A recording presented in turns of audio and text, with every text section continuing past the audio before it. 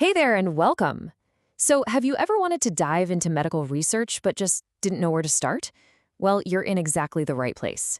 Today, we're going to break down the whole process, from that initial spark of an idea all the way to getting your work published. Let's pull back the curtain and demystify this thing together. This quote really nails why we're talking about this. Research isn't just some extra credit thing or a passing trend. It's truly at the core of being a clinician. It's the engine that drives medicine forward. It's how we take those questions we ask ourselves every day in the clinic and turn them into real answers that help our patients. But that brings us to a really interesting problem, which is what we're going to tackle first. So here's the deal. Everybody agrees that research is absolutely vital, and yet so often it gets neglected in our training and our day-to-day practice. It can feel kind of intimidating, right? Almost like it's this exclusive club and you don't have the secret password. Well, today we're giving you the password. We're here to close that gap between knowing research is important and actually knowing how to do it. So, how do we even begin? Okay, let's get down to business and start laying the foundation. Think of this as the blueprint for building a really solid study. Before you even dream of collecting any data, you have to nail down two things. First, your why. You need a logical, evidence-based reason for your study. What's the question you're trying to answer? And second, you need your what. This means having a super clear operational definition for all your concepts. And that's not just fancy talk. It means defining exactly what you're measuring so there's zero confusion down the line. And all of that logical reason and those clear definitions, they all get poured into your hypothesis. Now, don't think of a hypothesis as just a random guess. It's more like an educated, testable prediction. It's the one central question that your entire project is built to answer. Now, which type of hypothesis you choose is a really big deal. It has actual, real-world consequences for your study. A directional hypothesis is specific. You're predicting how things are going to be different, like saying, drug A is more effective. A non-directional one is a bit broader. You're just saying, hey, there's some kind of difference here. And here's the key, the big takeaway. Being more specific with a directional hypothesis usually means you can get away with a smaller sample size, which, let me tell you, is a huge practical advantage. All right, so your hypothesis is locked in. Now you got to pick the right tool for the job. So let's move on and talk about your study design. A retrospective study is kind of like being a detective. The outcome has already happened. You're sifting through past data, looking at old patient records, trying to find clues about what factors might have led to that outcome. You're basically analyzing the past to make sense of the present. A prospective study, on the other hand, totally flips that around. Instead of a detective looking back, you're more like a documentary filmmaker.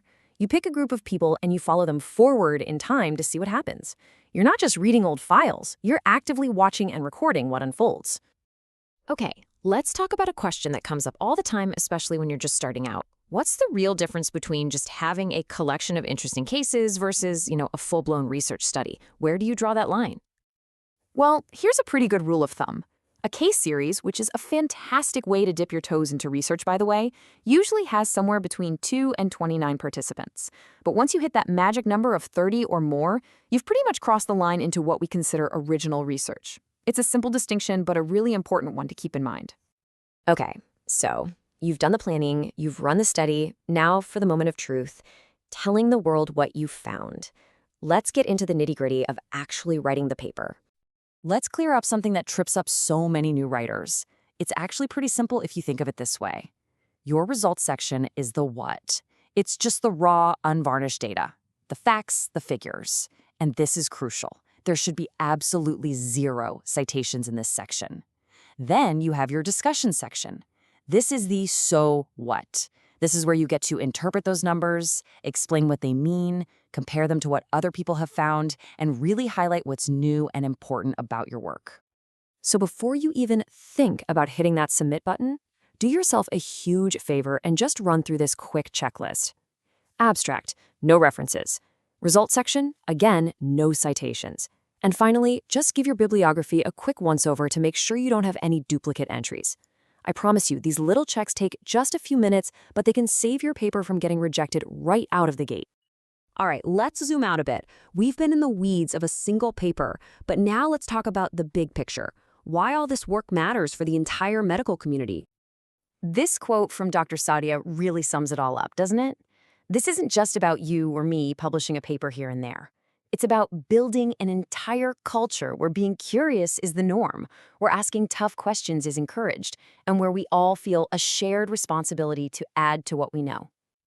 And the payoff for building that culture is just immense. I mean, at the end of the day, good research directly leads to better patient care. It makes you a sharper clinician, it boosts your own professional growth, and sure, it helps with things like promotions, but the biggest thing, every single well-done study, no matter how small it seems, becomes another brick in the foundation of medical progress. We all build on each other's work. So, we'll leave you with this final thought.